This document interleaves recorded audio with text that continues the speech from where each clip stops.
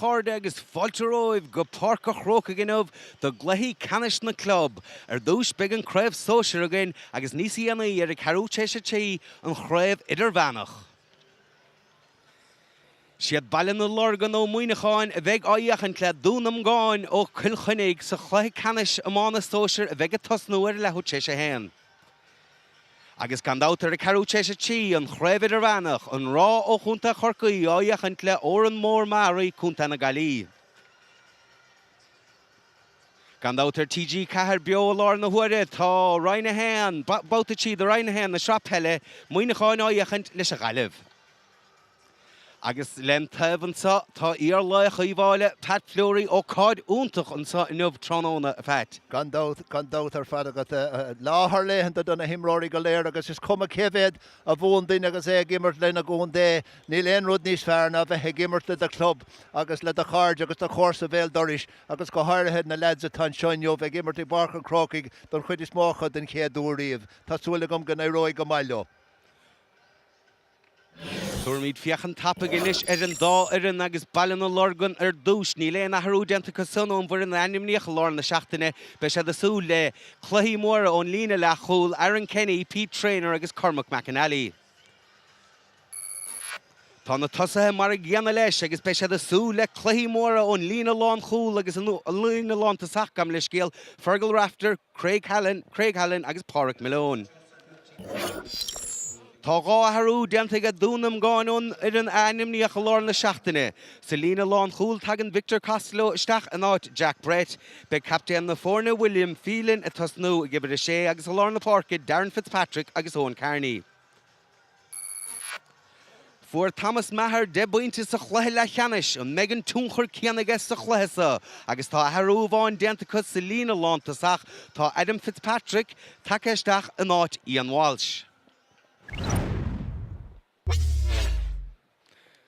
Agus sé fear na Galí Liam Gordon atá a bhganas na bhaile na fadóige an sut tróna ach díreach rimis an Chluiche beag nómat cúnas again do Johnny Cahill ó Dún Iomagáin a fuair bás le DNA. Bhí Johnny ar fat scuite chuig na Cumáin agus níor chailte amach a réon Chluiche riamh agus ben Chluiche le Ceannais a gcuineh an clochtmh an Chluiche dearnach ag trastal Johnny is.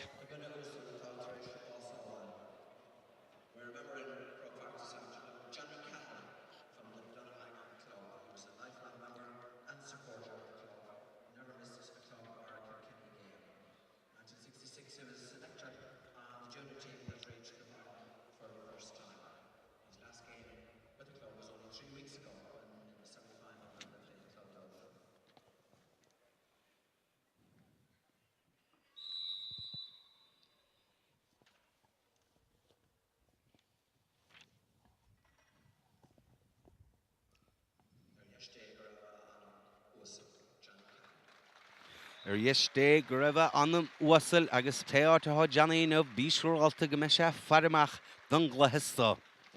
Ach gan dáta feit is tócha go bhfuil dúchláin mór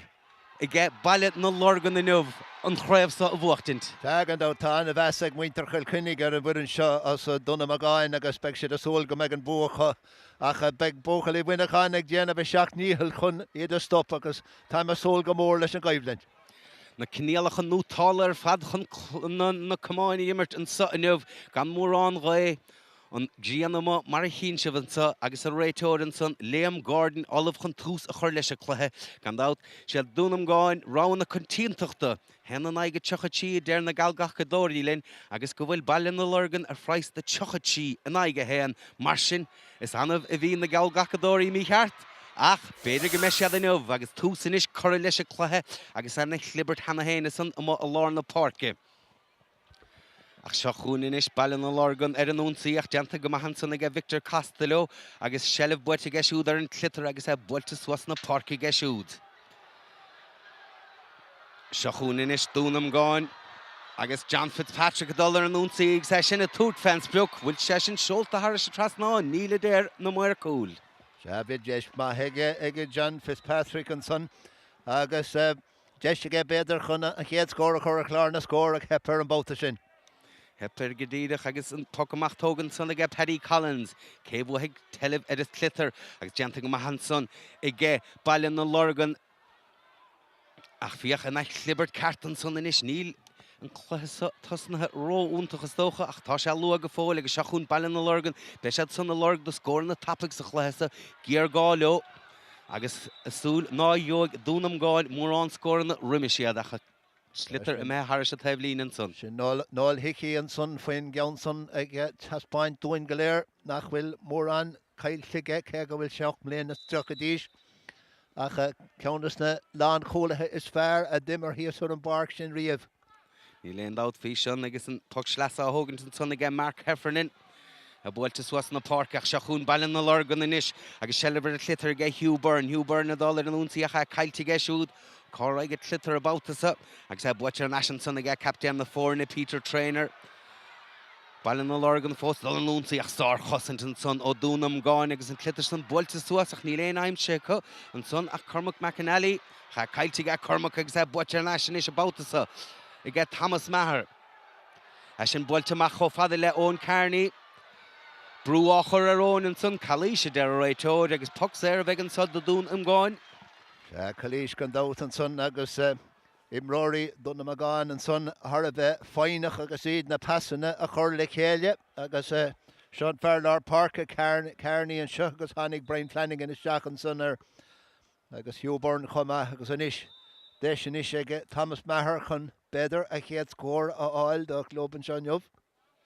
Sean fear céanna fuair de buinte sa chluithe le Ceannais. Be sé súil go méid túnchar céanna ige ar a gluithesa. A trút fe an dá fola cuman na maithe sin nach tiite mistigis denta go maithe sanna ige Paddy Collins mar bhí imiróí ó Dún Iomagáin ó leanún sunisteach. Agus an clitar builte amach ige inis an ag libert cartanis ach beidir go nuireach an stílsa de Baile na Lorgan luas sa chluithe. Ray Cody a ball in clitter stachas son ach díirech an son a fáilte Colin Merrick cailte siúd nis deise Dún Iomagáin ach sin drohiar ach cartan son watha son agus Chino mat me gan ein scór ige cartar is na fórna go fóil. Agus dakar ar dáirin na passan son a raimsú agus imiróí féin a raimsú ach beidir go dúcaigh malar scéil ar inis leis an únsaí so. Thomas Maher a bhfuil an clitar siar a mó díirech á gúsáide chuinis. Leis sin bhfuilte stachan son nach sár chosan tar ríis agus seachún captain na fórna Peter Trainer teachtamach leis a clitar. Bhí sa léamh altfe lár na seachtain is árágan teas bitte fad chun na cumáin. A bhfuilte leis an sóge Dún Iomagáin agus sa túirt fa son tá John Fitzpatrick agus sa dedií ar hálas giad fórfachta. Mar a dúrú faoi ar hir hálach ní leon dát a gur bíd Imrory Dún Iomagáin atá ag gimmert níos fearr go dtí seo ar réon nás roinnt deisina cruthaithe chu ach sin an céad ceann atá chur chlár na scóracha. Sin go dtír a chéas beag nach cheann ómata me hen sa si chiad le gan dátas anna bhí chiimí réon ó Muineachán ag gluithí canis ag gluithí in éon chluithí canis amána sáin go béis an chiadú riamh stair an chluithí go bhfuil for an ó Muineachán ag gluithí canis agus is écht é sin ach be sé deacrar an chornsa a chuútló a nómh ach beag na héanaíocht á dhéanamh chu. Agus an clitar me haris an taimhlín inis agus pug sleasa bheith an róibhson agus Aaron Kenny i me teasna chuní seo hógant. Lá mór den dáhéamh gan dát a chuineach nuair a échan tó hárat an son. Tá atmosfér eiste chun mar go bhfuil an áit chomór agus ag an ócéine an áit chófolamh ó heh slúide. Tug sleasa tóca an son inis agus Dún Iomagáin a dul ar an únsaí Maher an bhauta bháin eile glóir an clitar feice siúga tránón na séar go ón Carney séar níos go Michael Cody. Michael a dul leis a rúthar a dúr sé fens breach túraí go bhacha agus a raisí sin haris a trasnáin ní raig íireacht eile me ar fórí. Dá ceann chutha a mó ag Dún Iomagáin ach tá siad bós tá siad ag dul ar an ónsaí agus sin an nudis tábhachtaí tuchaigh na scórna do réir a chéile tugann sé tamlín ar irin ar bith socrúsíos ar lá chomór le seo. Se gan dát agus deisiúntaachta imiróí an dáslub sa a bheith gimmert a chutha chomór i barca chrócaigh. Clitar bhfuilte amach agus he builte san ige Mark Trainer an módíirech á gúsáide ige Mark ach naim seo sé ceann do hosathe Baile na Lorgan ní annig imirt fahan san ige cosantóirí Dún Iomagáin is iad san atá teachtamach leis a clitar Darren Fitzpatrick a báutasa chalís denta ar siúd a deir fergal rafter i deir go clitar bhacht an ais ach níon se é sin go leach deir Gan dát well ní leon dát go bhfuil bóchalí Muineachán ábalta ó máinte imirt tá tucha Craobh sin tar búite an glub seo I gún de Muineachán agus in sin is scéal féin dúin. Agus carta buí an sin bronta ibre trídig an san as Castleblayney an sin Fergal Raptor. Agus leis an puck séir inis ón Carney agus ba sé siúd I ddíreach tuinte eile raim siúil sí sin he mé har se trasnán an bratbán orda igen mar cún. Sin ard score an sin ó Fairlar Park an sin ibre an san ón Carney anna bhfuilid an slitter fadar fad ní len out go gabhróig an scór sin loch an socrú sias agus immert beagán in níos fearr seach. Paddy Collins leis an puck amach an son a buite an bhóta bháin eile agus sé daró cuiomhanis agus sellh an clitar a siúd agus a macht leis a ruúthir túr tímplar deantaigh maithan son a dara. Tasúas inis Dún Iomagáin obair fáinne chuhasan tas Cluiche Chainnigh go John Fitzpatrick chuir sé siúd I chiad scór don gluthe a deir réitóir cha sé ní róid abáta son. Beidir go gapan sé go raibh pas live a mí gleithech beidir ach a rinn os tuch séir amach do bhóchalí Castleblayney an seo agus tá scór ag testáil go dóite uair siúd freisin agus seach nómad ar an glog. Se Hugh Byrne inis leis an tuch séir agus é siúd a túrt fens brioc ach sin íirecht bha ach bhí sé íar dachar sin a chur Fada anna ceart go leir ach a ceartó beidir choristeach agus sean a thuirtas na leidir stig sa lína land tosach chun tríle buintá scóráil. Sin é ráfainte in na fórna seach neomach go leith me scór don gluthe a raim siúgáibh son agus é sin seolta Harris a trasnán agus bhí mar a cainte riime a gluthe Fergal Raptor pointe don scó. Ceann de príomh scóráilethe na fórna an seo agus nuair a bhrise síos chuige bhí go leor muoíige as féin chun tuairt faoi scór agus cad sin mar scór 8 nómad breis 8 nómad ar an glog agus an chéad scór de Baile na Lorgan an son. Tuch séir tócan son agus Seán O'Neill agus tá meach go Lorna Park a buite bháin an bhóta a bháin eile I gé Baile na Lorgan agus I gé Peter Trainer agus halís gentar siúd agus féidir go macht deise go inis na scór na chorra músúas. Chuireach lábhar ar a Grim an son Peter Trainer agus dul chun tosaigh le an slittar an bhóta son agus deisiile ní sige Raptor chun teach amach agus tuairt faoin geansa. Bhí sé dreásásta leis a tús a feicte a bud a beag nach duineomata me heníil seach pointe leis tíir ní thug éine on seans chuibh. Seagan ád níor thug éine seanstáid mar a dúir tú ach tá sé tar éis socrúis teach san immert go deas agus bhí annach chuid deisina ag Dunamaggin River seo. Raptor inis a tút fence joke agus ha sin seolta Harris a trasnán aige pointe den scó naómata me agus na fórna carú. Bhfuil annach chanisíocht an sin ó Raptor Cócháin tólín bháin scóráilte ó nimmert nó méad ó hin agus sin ard scór óigh siúd freisin na fórna ar chó scór. Seán O'Neill se bocamach an bhóta bháin eile ach dhiachar sin a buite an eise gé Baile na Lorgan agus míáó go bhaigen slitar Harris a Taibhlíne agus puc sleasa bheith an inis do Dún Iomagáin agus sé Michael Cody thuigh suas chuní seo thugant úsáidir sé módíireach dearach na tusa raimsú sig slitar san beidir a choristeach a Jonah Carnóge. Gandát beidir náthug mar an daoine seans inop do Baile na Lorgan chuoinem héanam mis na nolag mula nachta ní thug mar an daoine seans chomh sannach an irid agus bhíoch go muhadidir san Craobh Cadeline. Cadeline thsúil fahinmh a canna semána na Sóisear agus seachún Dún Iomagáin éis pas Cluiche Chastain na Park an san go Darren Fitzpatrick agus Darren Fitzpatrick trochiíarach ceart agus is tóil go néon tíúireacht atá me ar fórí. Sin an trío ceann imethe ar sréan sin ag Dunamaggin agus ní raibh éon leis céile Darren an bhóta son bhí go leor spáis aige agus bhí go leor am aige agus bhúil se go hálainné ach chuig sé ar clé agus ar fóríil. Paddy Collins inis leis an pocamach eis an tóca garad ag éigeíon lán taca Jim McHugh eis an blocáilta síos dain séireach an sahinis do Baile na Lorgan agus deise go Dún Iomagáin ach an clibar ceart ach seochúniad inis ar an óntaí sé tú fensbroch agus i chiad báid an gluthe bachtan son aige John Fitzpatrick. Milán beidir a chur ar an gúlbáir a boch beidir gur ceartdó an count son a bhla I bhd ón chúl agus fechar se Chainnigh Fitzpatrick is teach agus bhí éige a raibh deisiáil inige agus an sin an pocamach tócha bad an níos ag an cúlbáir an bótasa. Éidir go le cecht fálam heige go seachún bailin na Lorgan bhláló scór gáil John Únsí sa Mark Trainer bailin clitar san isteach bhfuil deise casun bháide sellbh slitar fósa casun agus a Brian McGuigan déir a gáardach an dalamh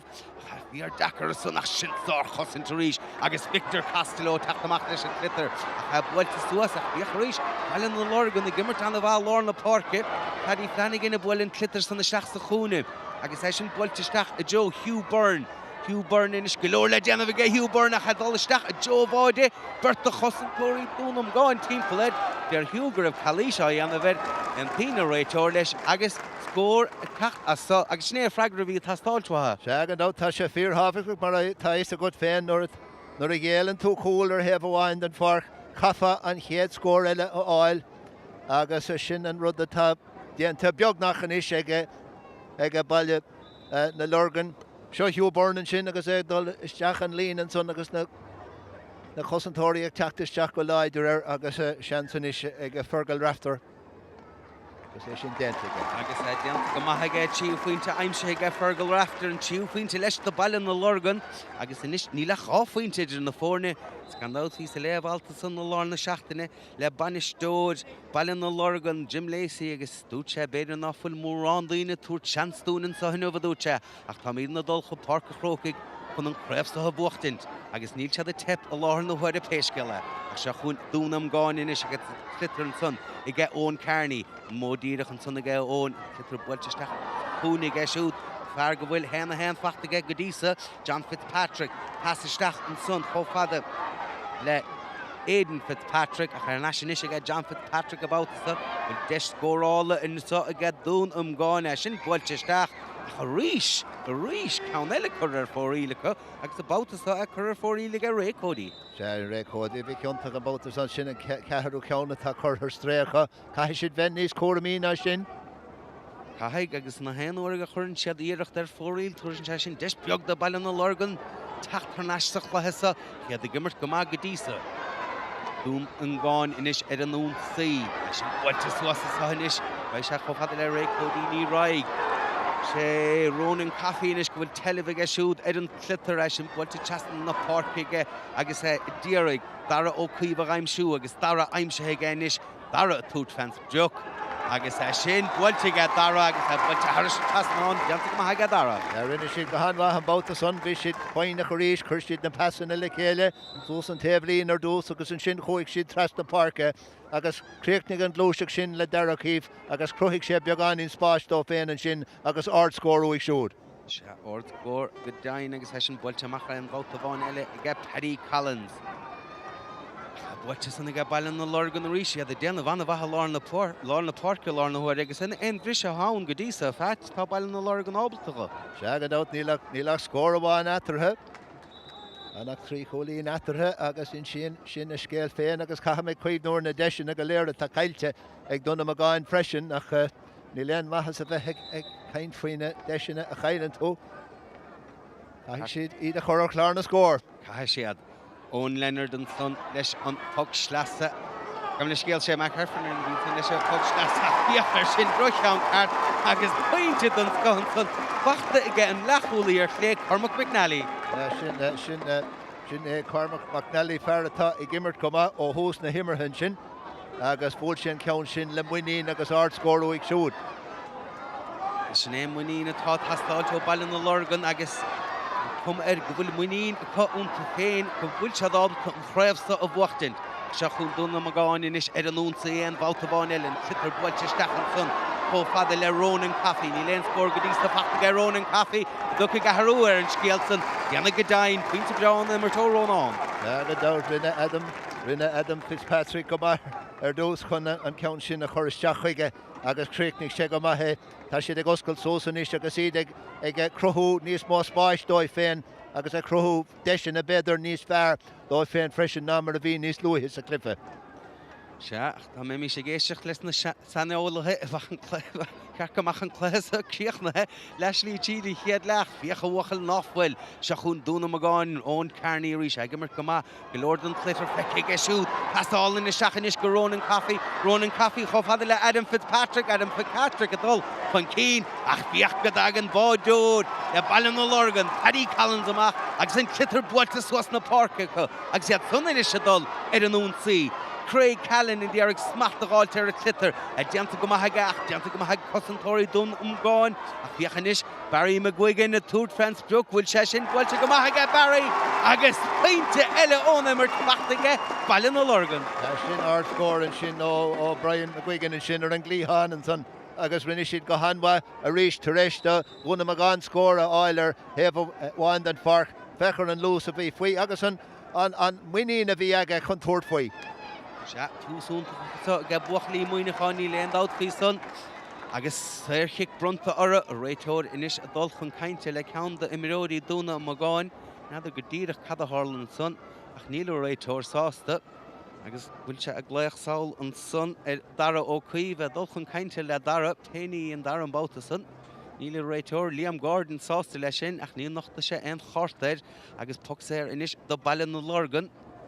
agus a dúra siad a fence Brook Hugh Byrne chuir sé ceannar fóríl cúpla nóma tó hen tá chu go raibh sé beidir gan buinte céanna a sin buailte an son ach níl cuman na maithasa ar sin a sin a methir fóríl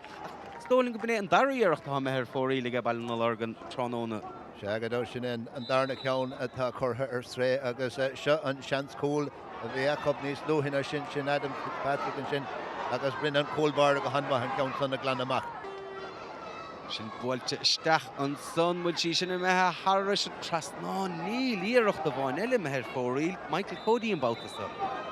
Seagadó bhfuil ní leon dáach go bhfuil cuma maithir Dunamaggin nuair a bhíonn siad ag dul chun tosaigh leis an slitter.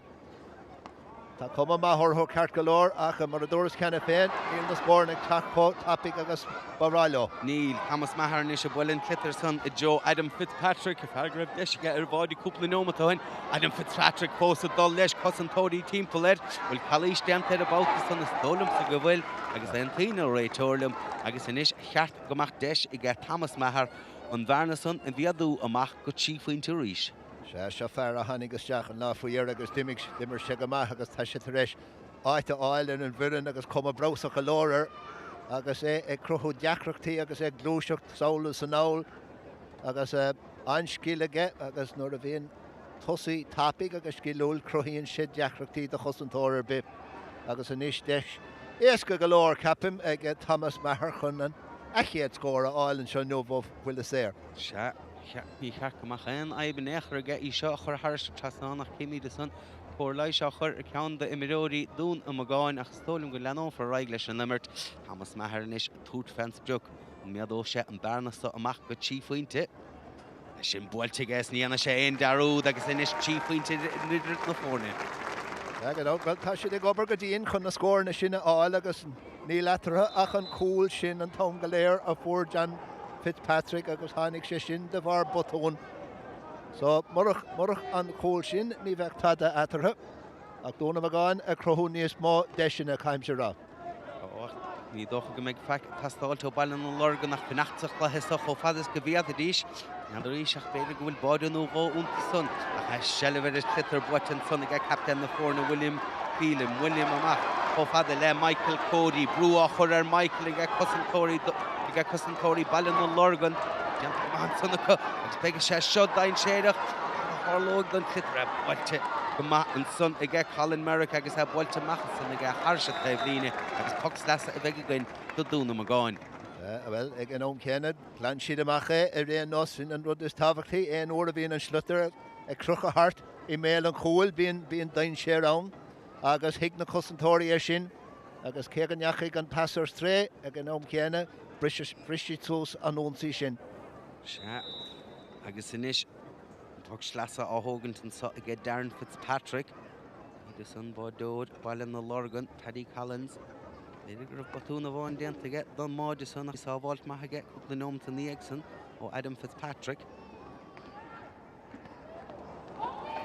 Tráchtaireacht an son ó Darren Fitzpatrick ach Shelliver clitar I tachta leis na Joe bhfuil tá ní dul an gribh sé sú leis sin agus bhfuil ballin na Lorgan ábalta an dain séirsta agus an clitar a glan amach agus sin go díreach atá déantacha agus iad son inis a dul ar an únsaí. Batún déanta an son ige Pádraig Malone bhí sé ar teleb an clitar a bhacht déantach ní raibh sé ábaltaid Dún Iomagáin inis a dul suas na párca. So captain na fórna Peter trainer Derek Machles clitar a chasan na Clibbert Cartenson gahagil réitóir istecha ní anna se lenaráige der se. Dedi ar áil na clitar san take amach agus Mark trainer ní se Baile an clitar chastan na párca cho fada le Cormac McAnally fear chuir puinte beán san cúpla nómata hain agus sin níos builte cho fada le Paddy Finnegan.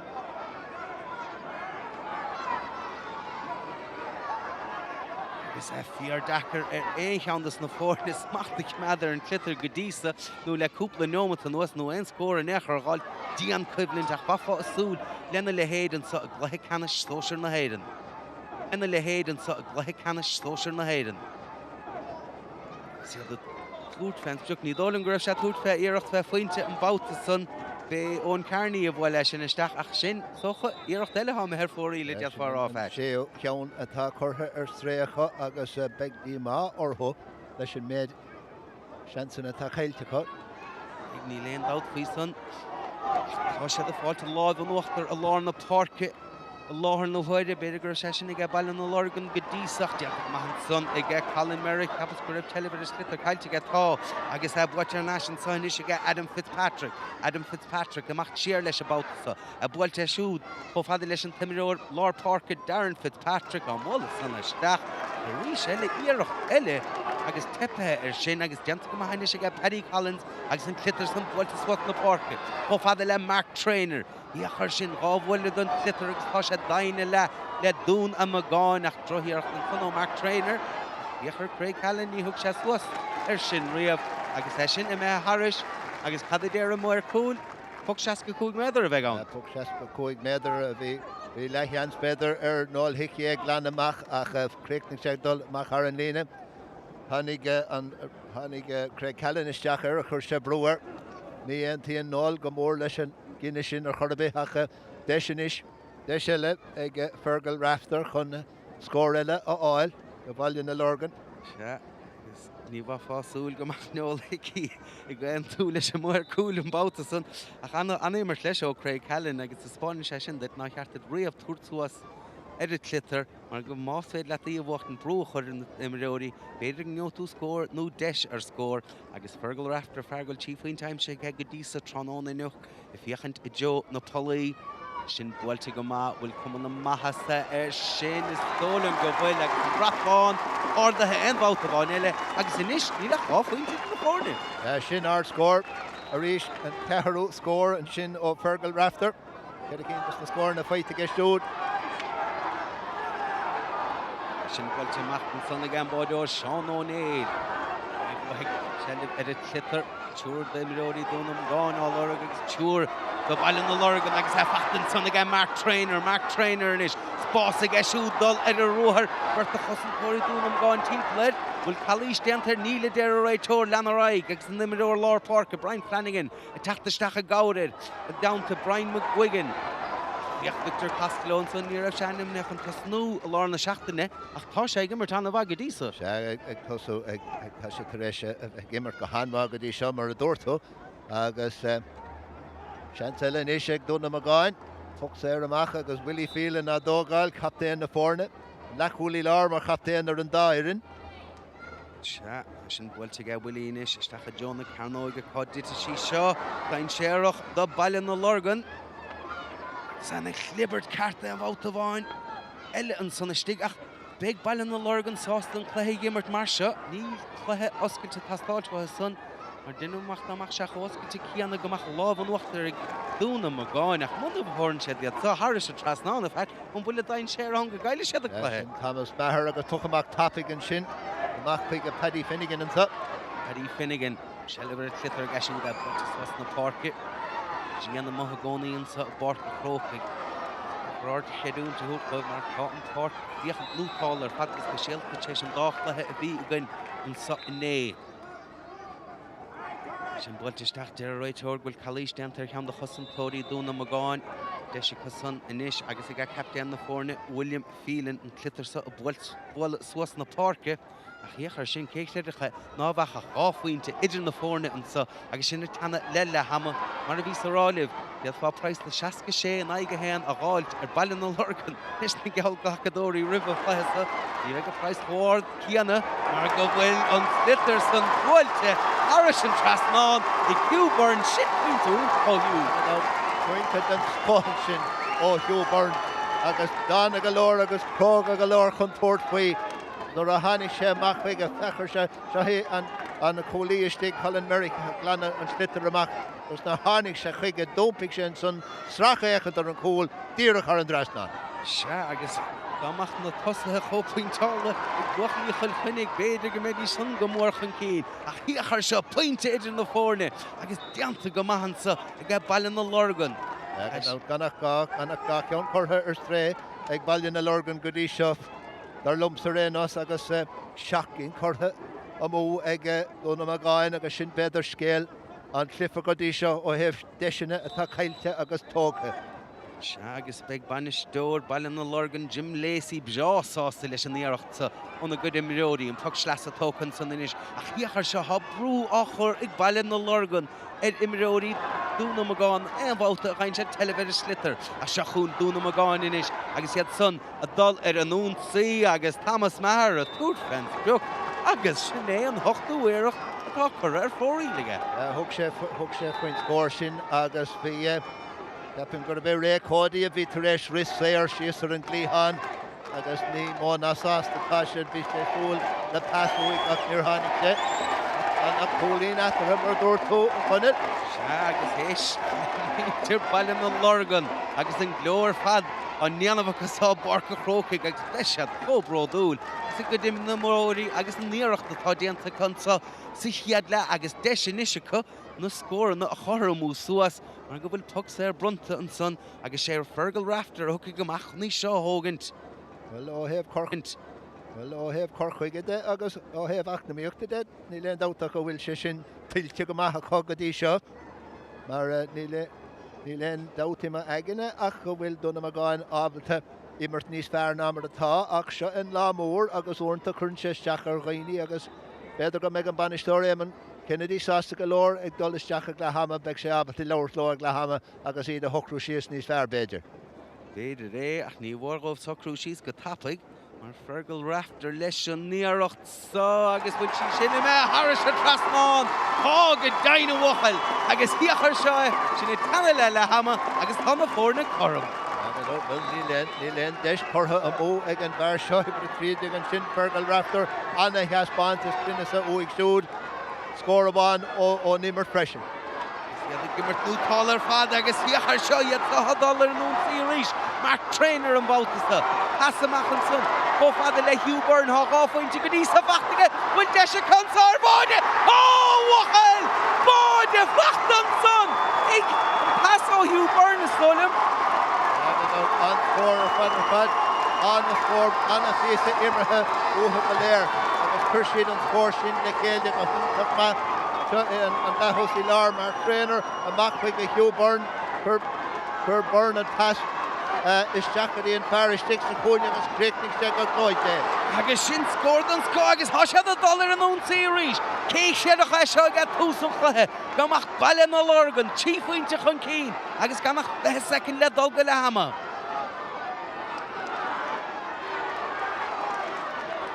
Dunamaggin inis scórna tastáilt watha son agus an cumar an ábhaid sé dúiste in echar nó má rád a rolla in echar don gublinsa mar dhéachar Baile na Lorgan a chur brúar a bhálta go mín telebh son ar a slitar. Óra algur tapig inis leis roibh an bhúil sin i ggéile. Iach náfuil se ábalta an chitarstan a chnádan an láchéine a buite síos na párc inis ag Cormac McAnally.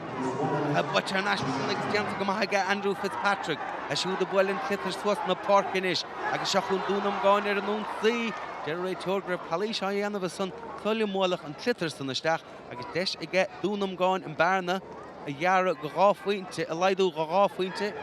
ach fós é ní bheith siad san sásta leis a chéad leasa. Ní bheith si sásta ar chur a bit nar is muoín túr mar a dúras chuna féin ar an 9 de cheansanna atá chuthar stréacha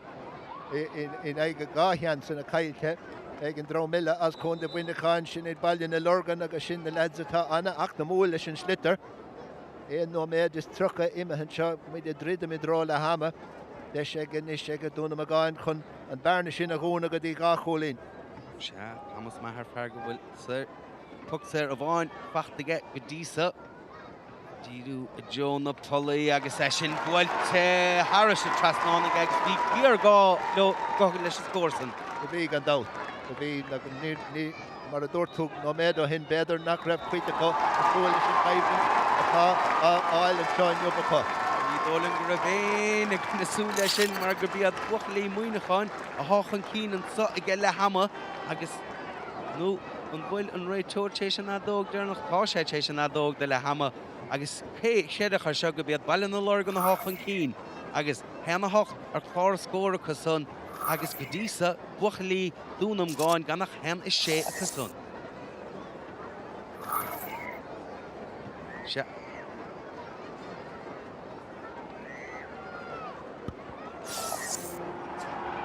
Right, bhí mar na caint rumis a chluithe ní dólan go dú go mar na mórrán chans de Baile na Lorgan ach úntas na núnta sé an háchan cín. Se bhí John Fitzpatrick go má go luas a clifa a se pergal rathlar an fear a fór an chéad scór dóibh agus tuéis an botúnar ina an cóilbar an sin leis an puchamach garid seo an cóil a bhí seaasa vidir na fórnar fagi bad an sin ó John Fitzpatrick agus an sin hánig ceanile sin ar cúlín eile dearach chief agus bhí cuman na maithas a orthú ag an óm sin agus an sin formar scór eile órán an chathig an sin ibar a tríideag agus bhí cuma an láid ar orthú adam sin chans cúil eile a bhí a compression. Ach dígar níag hánig na leid seo isteach a reis a clifar Brian McGuigan an sin le cúlín úntaach an son agus seo sin Hugh Burner an glíháin eile cúlín den scothú ag siúd. Se agus bhíidir gimmart nótáil ar fad gus speisialt an fearsa Hugh Byrne a siúd chur a passisteach agus cad é mar bháid an son rimis le hama.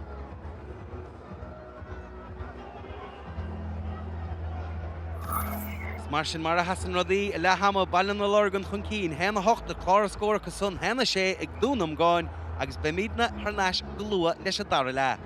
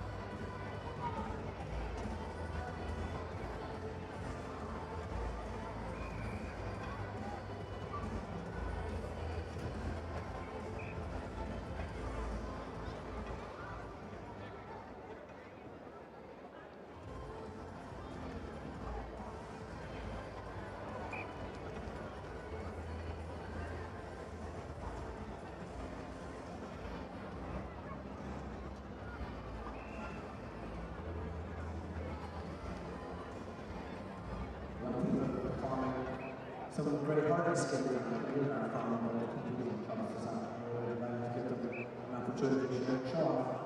great skills in the club and in their local schools. It's a chance for also for our community class to say thank you to all the teachers and club mentors and parents who encourage our children and teach them skills. These are the stars of the future for us, and hopefully many of them will come back here in the future years representing their clubs as they are representing Conall and Kilkenny here in Craobh. Most of the many of the great stars are back here in all our clubs. Craobh Blues at these are the matches here during the finals and during the national weekend. So please give a really big warm welcome to the children from Dunamaggin and Castleblayney and their subsequent holidays and their children and their culture.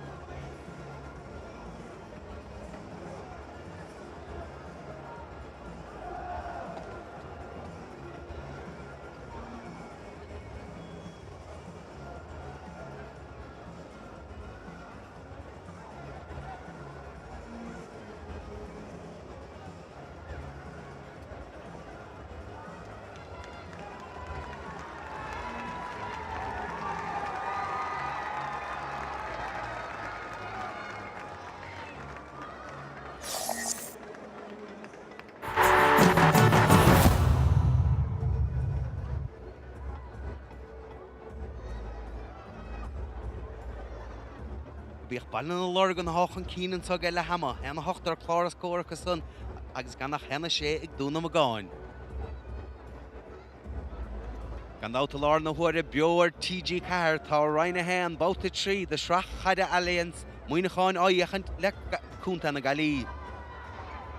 Agus dírecha ní aga chluthasa beag an rá ó chorcaig áiachant le óran mór marí chluthe Ceannais Iomána idir bheannach na glob.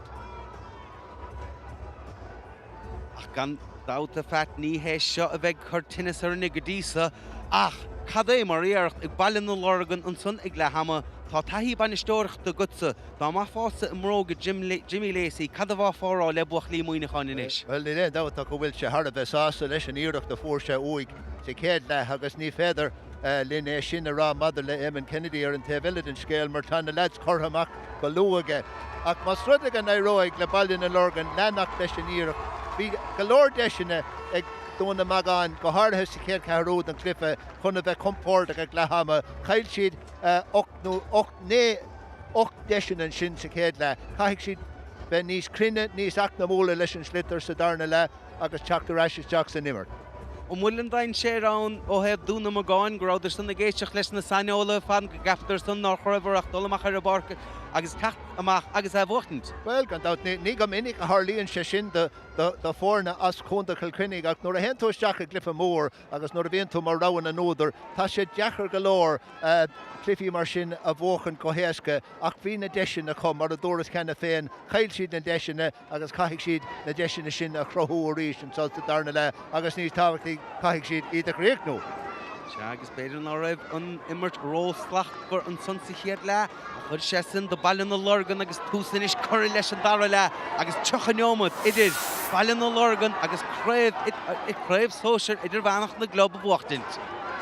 Se chun Dún Iomagáin inis agus $700 an únsaí agus ré códaí a túcan tuch agus a bhad níos a bhar ná mar a bhí sa chéad le agus é sin chur a thar sé trasnána go ré. Sin an sort fós a bhí ag teastáil utha chun teachtamach agus an céad scóra áil agus sin ré códaí tar éis sé sin a dhéanamh dóibh agus cad sin mar ceanna síoch ó códaí dóibh. Se canach socha secnú fe secnú go hen chuir sé sin thar sé trasnán agus se chun Dún Iomagáin agus bhíchar sin céní a bhí Eamon Kennedy rála go le hama. Tá sé gobar mar tha cuma arónis bhfuil se scuitir fad chun an chláisá buachtant. Bhíle réitóir sásta leis sin na Clibbert san an gatha sin clitar isteach is lóling go bné an ráha tá déantaige nó an cinenne tá déantaige.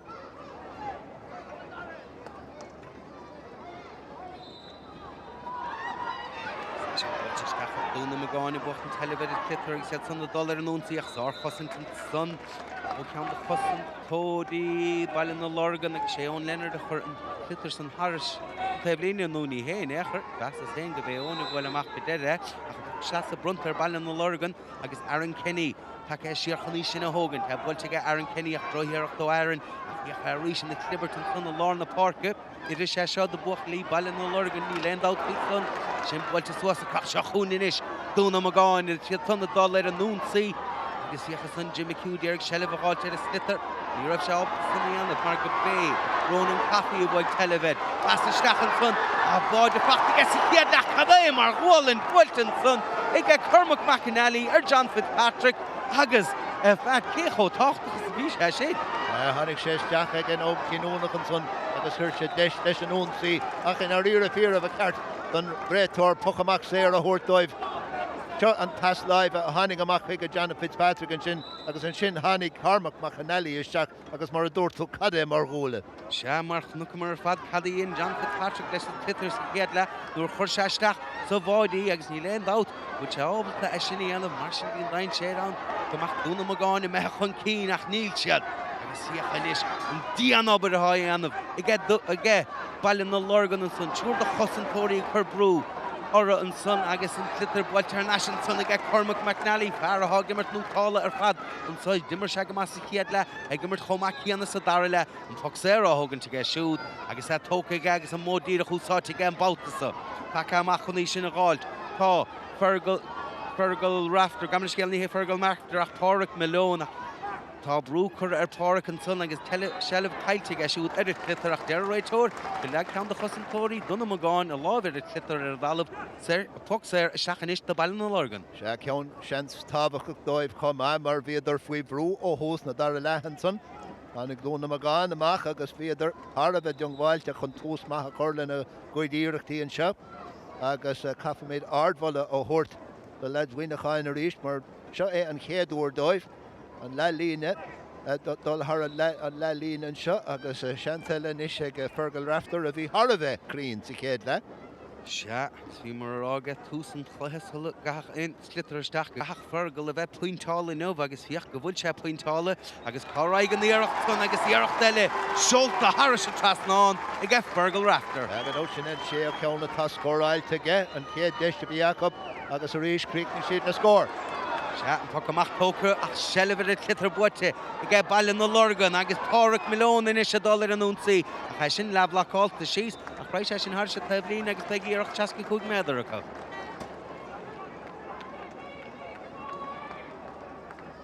Bhí deiste ge cearcail rinne na cosantóirí go amach chun a sort a le bhlocháil agus feicimid ibar a cethir an sin do Dún Iomagáin. Bar nar thosaigh an seo Jack Brett agus é ag teachtasteach an sin agus gach seans beidir go bheith sé teachtasteach I nunad ibar a dóir an taobhile an sin Mark Heffernan. Se stólinn go linn carta go sanna feiteach cíimiid is sin I gceann cúpla second ach deis is I gceith fergal raftar agus é díreach téis scór a ghaimsú an san cúpla nómató hin agus bné an séuíireacht a fuair se cúpla nómató hin. Sin an sé cheann taréis ó chuig cíine scóráil sa céad le ceann amháin ó nimmert a cíile ó pochan na séra ceann amháin ó fog 65 méadar seo an dara fog 65 méadar atá dógáil aige. Fergal trúd fens beag bhfuil cuman na maithas sé ní agus é sin I methe ar fóraí ní an san le fergal mar sin fan scór mar a bhí. Dhé ceanna tá chutha ar stréacha agus inis seo Jack Brett ag teacht chun páirce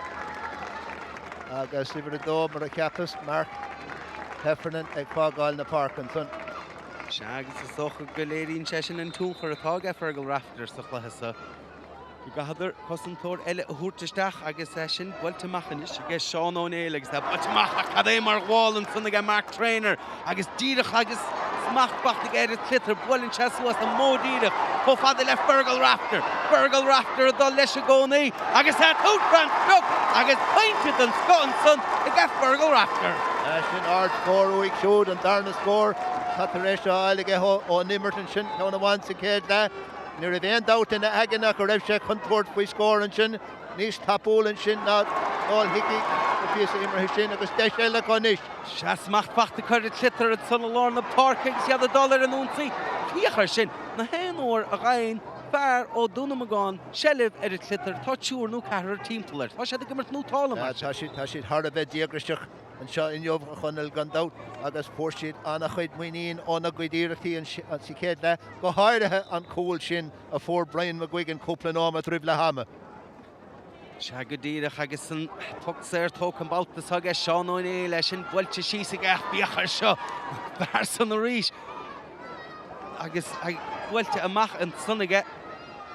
Ís mascas was an son leis na himiróí bheits go bheith Mark Trainer bhí bocht an sellibhar a clitar fearthag mar fúltáil ar fallach bheocht bhfuil sean sanna ige Baile na Lorgan agus a clitar bhfuilte suasacha captéan na fórna take teastan an son do Dún Iomagáin William Phelan chana chlibert cartan son bhfuilte suas leis a glíháin William Phelan dhearg smachtaáiltear clitar cadaí anna go réitóir an gaithe seisteach a clitar is dólam sa gnéanana sé an bát sa ní raibh an dararáige ach idir an stíl sa do Baile na Lorgan nach chutha oscailtí. Se an dát tá siad ag cumad rudí anna cheann an son istigin sin agus bhí le second beidir ag Phelan chun an ceann sin a smachtú agus hepper é smachtú go tapig an sin tháinig le Baile na Lorgan isteach an a bhlachar go tapig agus an brú a chur. Agus an brú chéanna á chur ar imiróí Dún Iomagáin ó hús deide ag Baile na Lorgan an sa cad é mar taspáantas mar a bhí aráilibh ní thug éine in éachar me hen san áibh seans do Baile na Lorgan inmh ach dhéchahuachail go bhfuil se dreábalta ar a Muineachán I dhimmert san huas a Muineachán mar go bíad sanna háchan cín agus íireacht a bháin eile a meir fóríl agus tamas mehar an bátasá. Se sin deis a bhí aige an bhuih ón glíháin ar dhéis an son ach a rís cosú leis an céad le má hitan siad a reis isteach san nás a bhí chus a céad le agus na deisin a chur ar stré beidh sé deachar orthó an clifar seo bhóchan. Anna dheachar ar fad Paddy Collins san leis a pocamach agus seachún Baile na Lorgan ar an únsaí a rís agus sellibhar a clitar ige Hugh Byrne Bor se áfuinte sa chéad le agus dheachar sin pointe eile fachta ige ónimmert. Hardcore an sin ó Hugh Byrne agus a rís Cluiche áilin ís a imirthe áilin uig dairig go an fear a aimsú a bhí sa spás agus críicnig sesin an deis.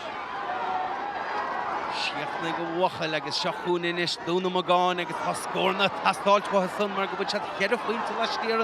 a barc go chrócaigh. Shelliver is slitter inis ag Ronan Caffey. Ronan Caffey bóta dollar an úntaí. Bhfuil deis ar bháid ag Ronan Caffey agus níl agus sóthabháilt an sunnaisnig agus seachún a rís. Baile na Lorgan agus iad amach ar a freithúntaí. Ach an slitter buit an asig ag Darren Fitzpatrick. Ja, de toerfans bruk een bouwte agus sin school te haar aan.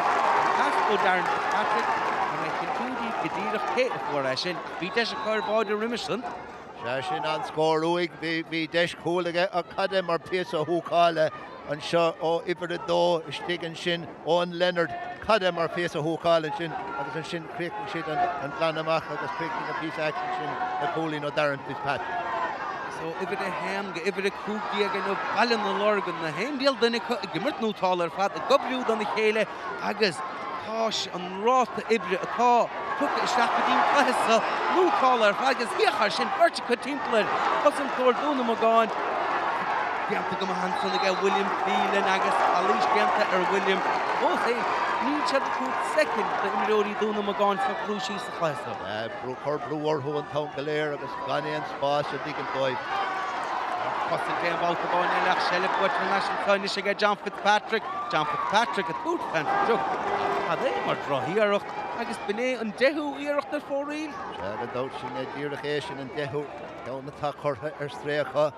agus ní féidir lo a bheith mar sin an seo sa darna le a rís tá siad a crothú na deisina bhí sean cúil a có agus dúras anna chuid chosatóra sin ó chosatóirí Baile na Lorgan. Agus ceach leis an flochtaíocht a take sí á Muineachán bhachal. Beidir gráidir son cosúlíonn na thugadidir mórrán chance dábhair an sunna nubh a chanis credan siad son go bhfuil sead ábhalt an fréimhsa a bhuachtain agus cnéimh dhéana rís le cosaid mar sin siúr a rís sí bhuachtain san leis Shelliver a clitar an son agus hiú burna taachtamach fear go bhfuil tíofainte go dísa aimse ag agus tíofainte grán immer hiachar sin a bhuachal. Siad sa scuiteach an chléithá bhuachtain agus dara ó chunis bíad Brian McGuigan fear a fuair an báide san sa ciad le Gimart nó tálar fad agus Alish buit aige dá idan agus Cíobháin eilenis aige fergal rafting fear hopún tála go mar tránó na nubh. Tá sár chaibhlinn ag titi amach os ar gcóir seo nubh chuna ghaint sár haine as an clifa seo agus credan for Muineachán cadé sin mar eisiadí eist mar a deirtar agus ní go minic a eic ré a léta seo ach tá buchalí Muineachán ré chun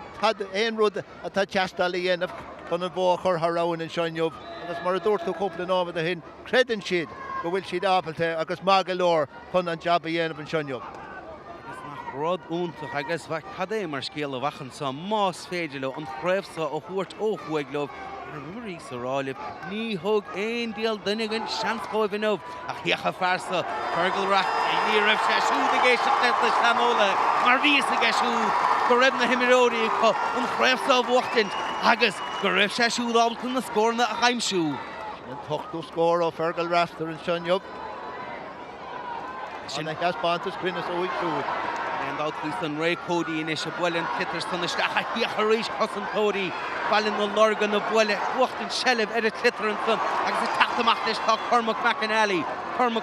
and Buellen Clitters on Swas, Agus Enish a fact again, Brian McGuigan, Bert the Husson Cody, Dunamaggin, Team Pull Air Shoe, Agus Eshin Bulchinish, Cofadilla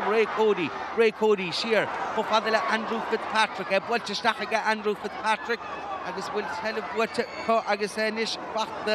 ag gé dara ó chuomh a chrothíar a chuis ó dara ag snéan dara bhálta mún tíomh bhálta trónún inú bhfuil clitar san seoltas a lá a báideóra agus so.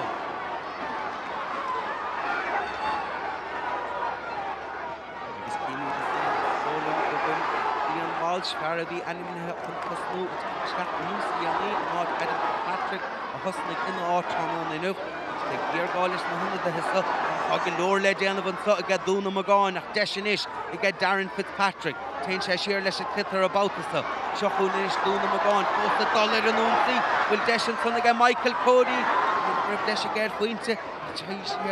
Dún sé iarach John Fitzpatrick a chaimsú leis a clitar agus chaimse sé John Fitzpatrick John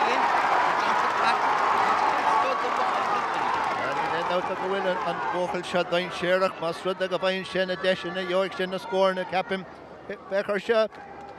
Léirí leis an spás a cruthúdá féin agus cad sin mar chruinise íon tilinn géir go leor ach bhí sé teach amach an cúil agus bhí sé feosún í linn dó féin an tom go léir. Íon tugamach garad póca an fanna ga Paddy Collins agus síochar sin bhí mar caintear muín mar bóg sé papig sa chiad le tháinig báid as san do Dunamaggin ach chedan sé bhil teolta anamh dar a bhálta rud háideanta go maithe ga bíochar sin ríis ráta ibre túra go timppla a rimaróí Dunamaggin de a dollar an únsaí inis Mark Trainer agus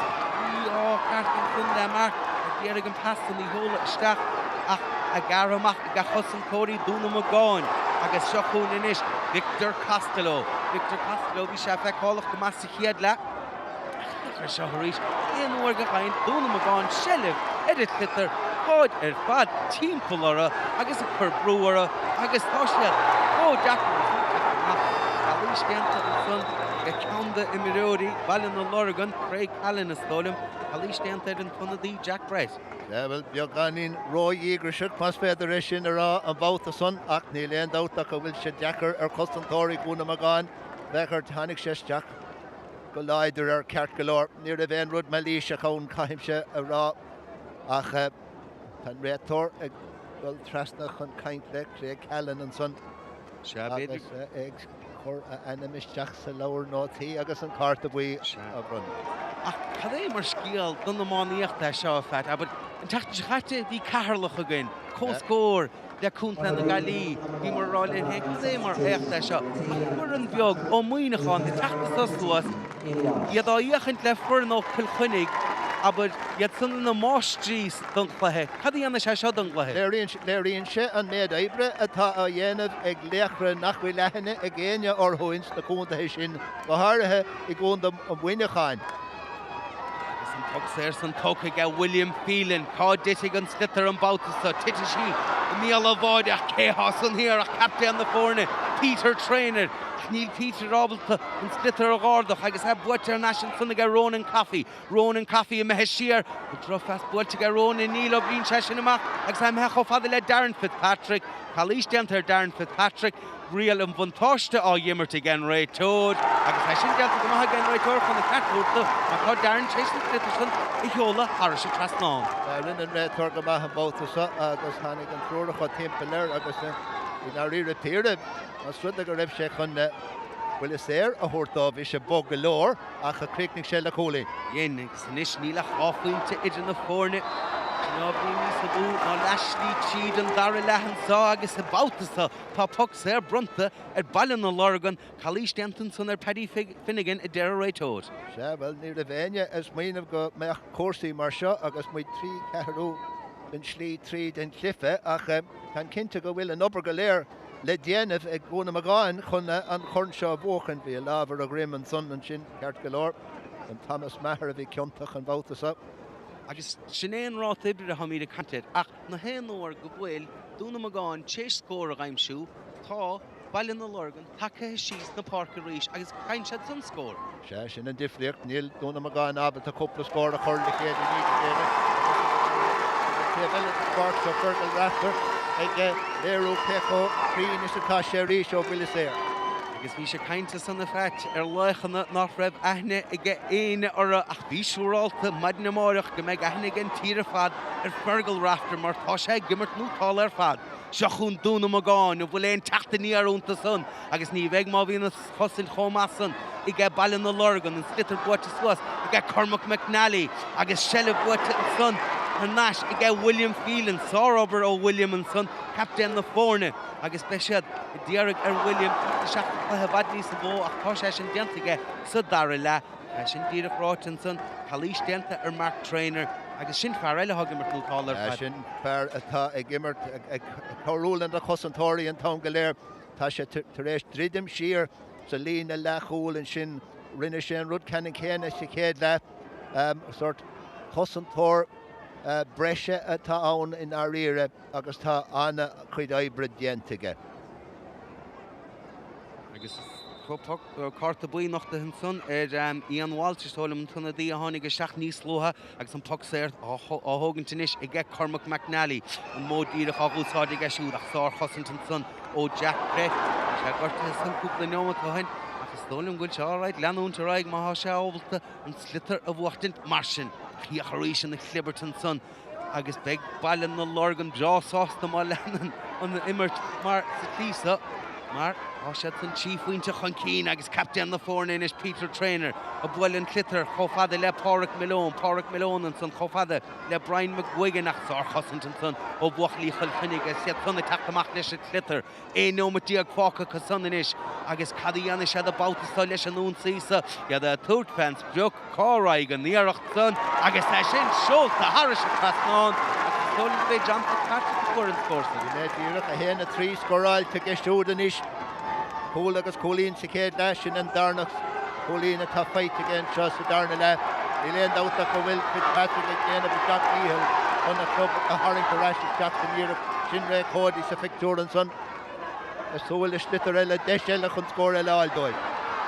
Sin bhfuil tamach an is céhil í sin go Darnach dear a réit orga count the Miródi Dunamaggin a bhfuil an slitter go Darnach mar sin puck slasa a bheith ann do Baile na Lorgan is mar a bhí sa rá san lip éonúir a ghain Dunamaggin scór á Baile na Lorgan ábalta tachtflas na parke díreach planan íag agus scór eile ghaimsú Cada hag pugig as an unsi puck slasa dat bud to stachan son ní sin Cholta Join a William Phelan sheer fada le Victor Costello díreach mór son ó Victor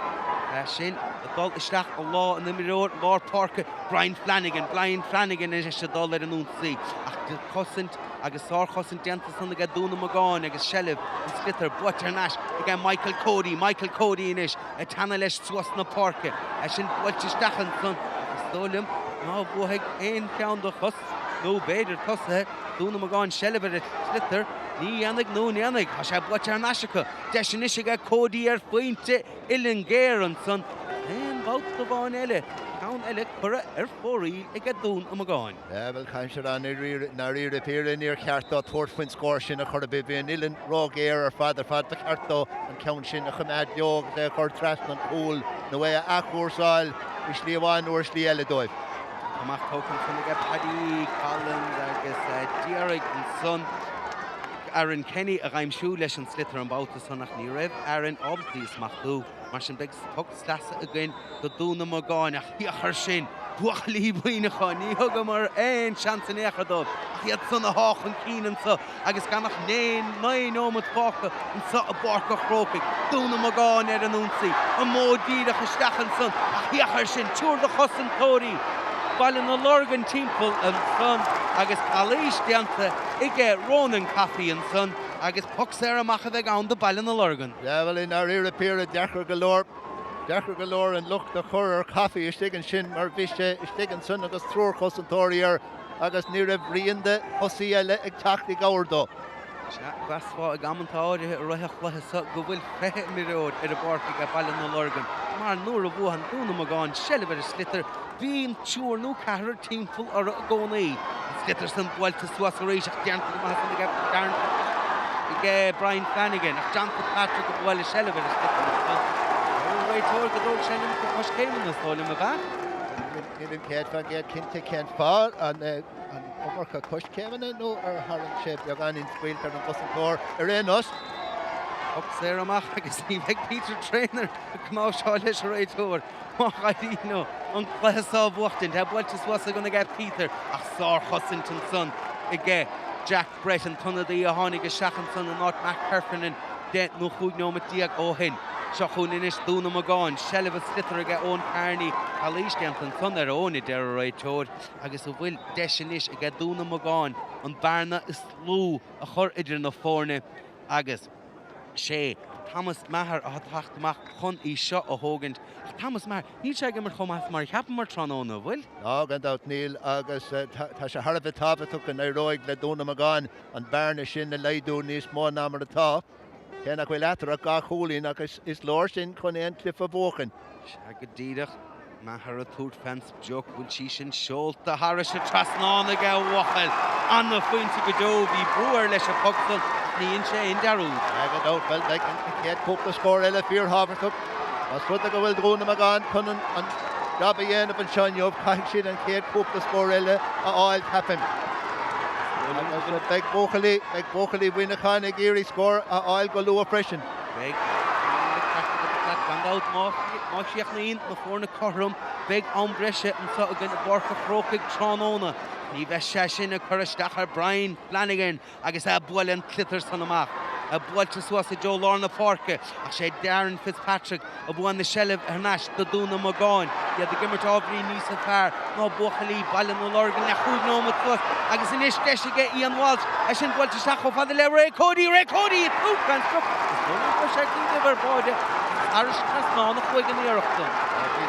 Will down our fight second move off at Corridorus Bishop Fear Havercock Doib Kate Cook the score Ella áil agus é sin dianta ach post Neil sin ach ar có score low. The shock you get Jack on Park and sin Finnegan and sin the ball in the Lorgan. Seach an áit Pádraig Malone. Ní agus ná bhfuil ceann go miróí ball in the Lorgan gortathe.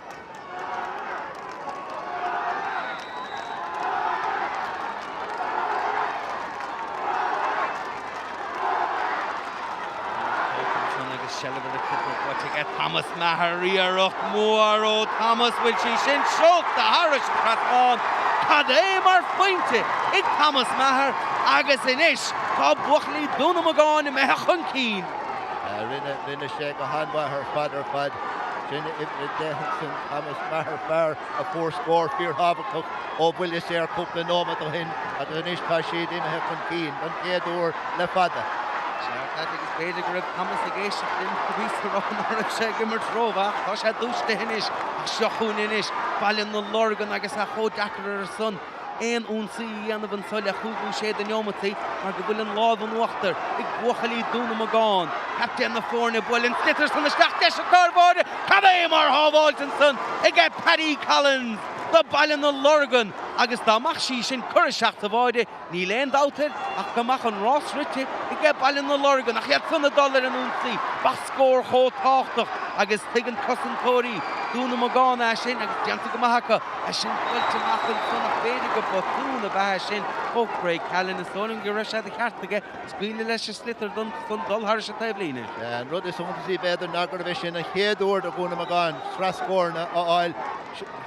seo an deis cúil a bhí Jacob agus anna hábháil an sin lena chusa ag an cúilbar an sin Paddy Collins. Ja, puinte idir na fórna anna teachtaí ar denta an son ag Dún Iomagáin ach tá amul ó fuair Baile na Lorgan an scór an Tránóna an beidir ó scór eile gáil ní má bhíon William Phelan ag immer Thomas William amach go Michael Cody a dul suas Calís bhfuil denta ar Michael a deir a réitóid agus deis eile inis ag Thomas Maher an áfuinte dearnach dunglathe bachta ag Maher neo sé an tíú ceann as a chéile.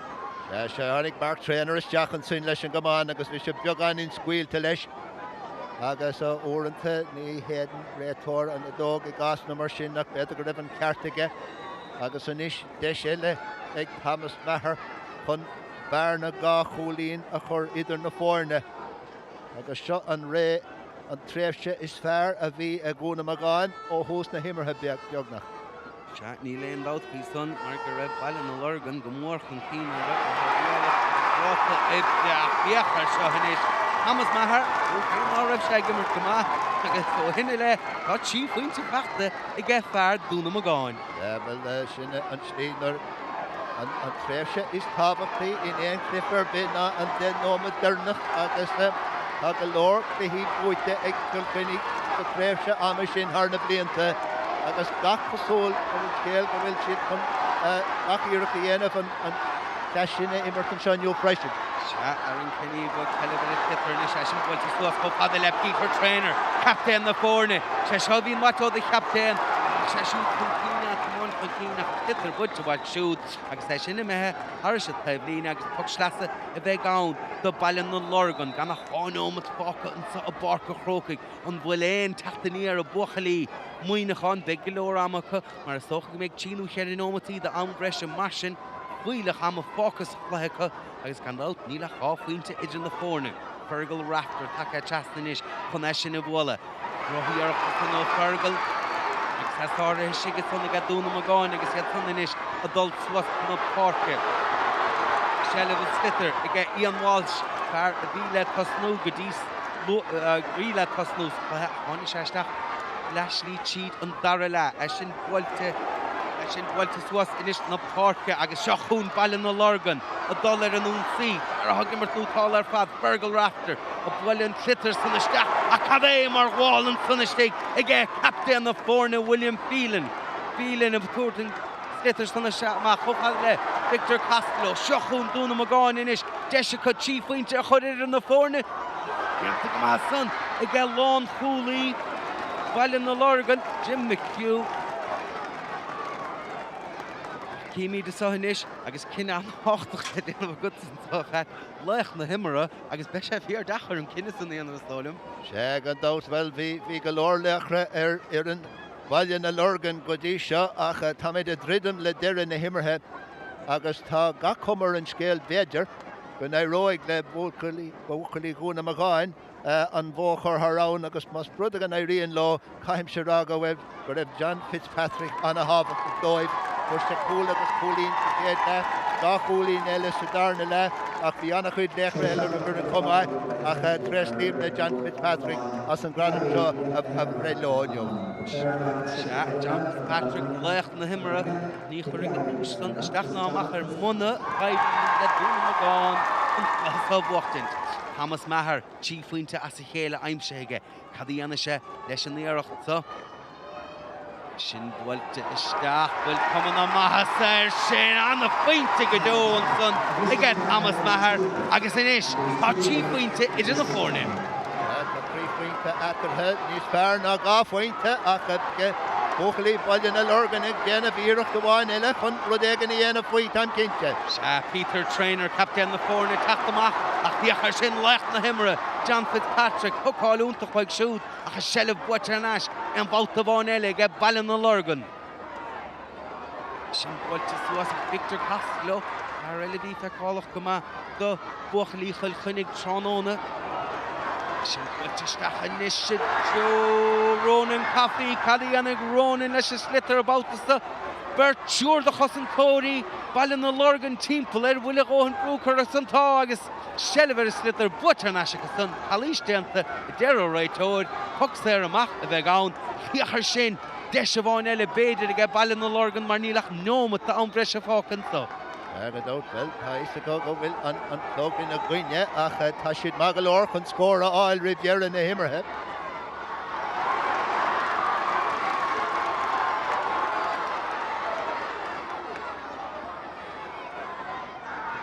Andrew Fitzpatrick a buir selle a bheit is slitar an son chofada le Dara O'Keefe seach chofada le Ronan Coffey a túpent agus é sin seolta Harris a Casnáin agus béidir bheith sin an scór a bhuaig an chutha an puinte áireachis mas féidir é sin a chur agus ní ceapá dé nómad ó hin go meach cuasaí mar atá faoi láthair. Níl agus béidir cuman le bhéitáil inis ar imóí baile na Lorgans cnéamhnach mar an sáiríocht atá chura isteach san tránóna inmh tá gom ní chuútó sé sin dóibh mácailte má chailinse an chléasa ach sáiríocht wathe ní thug aon díal duine seansdóibh an sa tránóna inmh agus bhíocht ráidir chun cín le 8 nómad agus fós héin atá sé gomáin chun cín agus chalís buit an son i g Hugh Byrne fear go bhfuil tíofainte don sco bachta g ón imirta nómh. Droíarach cartón son bhfuil réiteoir sásta lei sin tá ach droíarach cartón Foxéra son agus é sin ráte gom an adóg dearnach séite an chraobh buite Dunamaggin is a régan é céad faointe idir na fórne deide héna seachtaí agad íar cáir scórachas son héna tídaí i g baile na Lorgan ach gan faic rompa son ach brise crí. Agus buide féchan ar cuasaí seo go bríomh nóid rudí mar seo Seanáil hicíonn sin Janador Seanáil hicíonn sin ach lán chulaí baile na Lorgan Jim McHugh an son ach cad é mar lá don náil hicí a bhuaigh néag réamh le éireann le Chainnigh ach ní léon dátaí meagna a go mechan bán seo é lár na park an sear an Skyline an sin. Seo ceann fíorlúchar an uair a bhún tú bán le a club ní féidir é sin a bhóla. Se agus a bhart diantar deirthíar álaga buchalí Chainnigh Dunamaggin hena 60 Baile na Lorgan hena 30. Ach a bheit Sóisear ó Baile na Lorgan aber ó hús dean chutha beidir go réidir amach stín le déómat ledal ach ní rámar asúil gomach chutha sa cho congrach. Agad out ní bhéin just sóla seo. Cafa mí cuoinú go ráidir gur club sinseir I sé iad I gún do Muineachán agus tá tucha Craobhacha sinseir óite go I gún do Muineachán agus nóir is muoíimiid iireachtaí a le héad a fergal raftar ach go háirithe agus daoine cosúil le na tréaners an sin Peter mar le chúlaí lár agus Mark trainer mar le thusaí lár a dimar go húntaach maithar fadar fad Hugh Byrne le rain chúlaí cúil agus cúlaín ag maghuiigin an gúlaín eile. Bhína léchra go leor an Baile na Lorgan fad tamalaín fad cuid bhd an clifa, 3 cearúd an clifa is féidir ará. Ach nuair a tháinig sé síos chuige, d'éirigh le Thomas Maher cúlaín nó gá fíorhabhach go áildóibh chuin iad a thocrú síos a ríis. Gá cúlaín ó John Fitzpatrick chun Corlish an cúil agus cúlaín a bhuairse sa chéad le. Agus níag tháinig an muoín isteach I nimróirí Dunamaggin agus críochnaigh siad an clifa go láidir. Ní léon dát bhí san ach mar bhí sará srí de Baile na Lorgan iad chó congrach ach céimiid is san lecht na himre John Fitzpatrick le dul síos a san chun an gradam san a gáid me sé breásást go bhfuil an swaite go leo agus níos ásta fós go bhfuil gradam lecht na himre buaiteige. Agad ó bhfuil tres líimiid an sin le John agus tres líimiid le bóchalí Dunamaggin I gcuitiine mar láthair léithanta dóibh siúd agus sin an brunne agus cuma fíor chunne an sin John Fitzpatrick ach cad é mar lá don club seo I gún do Chainnigh le 4 uair a clic fanta ní thorfa mór an deis dóibh hí na riire ach sin an sort tradiisiún atá ann agus an sort credit atá ónta agus nuair a fór Thomas Maher na cólíní sin thug sé an credit dóibh ceapan féin agus críochnaigh siad an lá go láidir agus anis fecha míad bóchalí Dunamaggin ag teach trasn an sin agus a dul sós céimena an ardáin starólan sin Dún Iomagáin chun an corna áil agus beag aníthe Dunamaggin beag anna heachtain I Dunamaggin beidir. Déanna sé caicís beidir a bheit bhuachail beidir go néanach sé caicís ach do fórne aber ó cúntathe laga an nuas Muineachán Catharlach Ciarí Túair sé seo sais chéadúntócht an go bhéidir leo son a bheith níos a bhar ná éanaid an sa tíd. Gan dá cafa míad ardmhoile a thuirt de le héad na daoine atá I gceannas Jimmy Lacey agus na lads atá I gceannas Baile na Lorgan onas go éirigh le an creidir sin a chorúnta go raibh siad ábhar dul sna haircha le fuidan as cónta Chainnigh agus fad 3 cearúd an clifa bhíidir níos fearr ná iad. Captain na fórne William Phelan na gardach an Conall agus Craobh Sóisear na glob buaiteige Dunamaggin.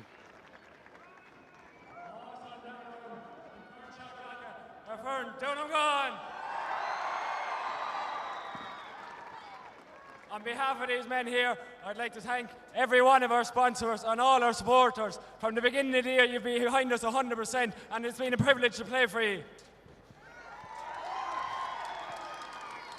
I'd like to thank our backroom team, our medical team of Robbie Lodge and William Hall, our physical trainer Mark O'Brien, Dick Shea and Jim Hickey and the rest of their committee, Tommy O'Brien, Malachy Hogan and Ciarán Moore. You're putting in a fierce effort all year long, and we're very grateful.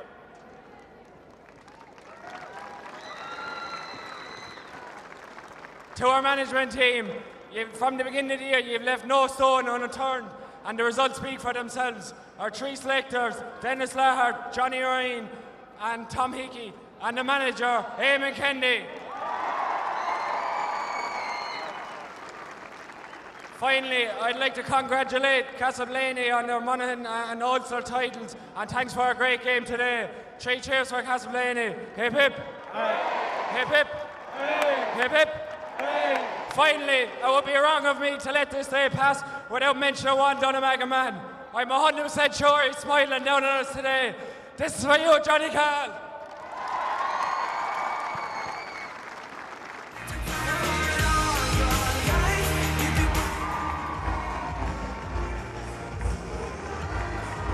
Seafad, Cíobháin de Cíannais na buachcuiltí an Cluiche, bhíon báide sa chótácht a chólech na himra. Seaga double sin an cool a for John Fitzpatrick and sin sicéad le agus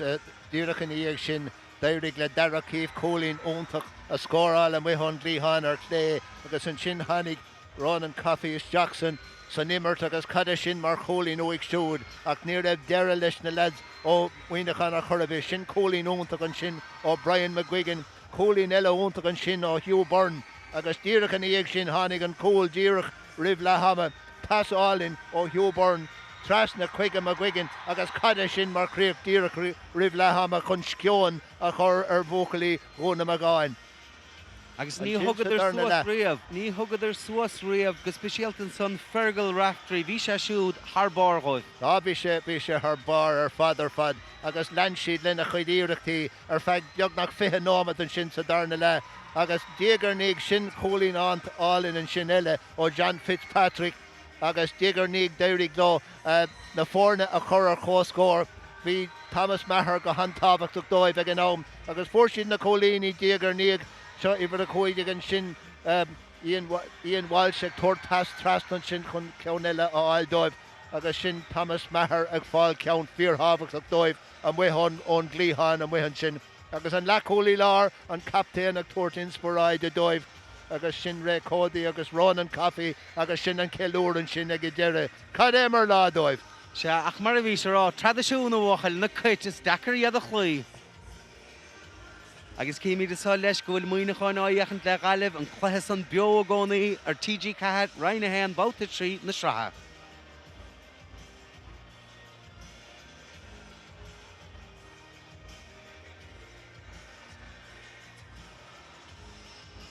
Agus náding í darúd go mé míadna a taiist a náis ar YouTube an sa le cluiche Ceannais idirbheanach na glob agus furan ó chorcaig an rá áideachant le furan ó gaibh ó an mór marí beag an slitar aga hafisteachant san idir carú téise tí be míadna idir an éir idir de téise tí.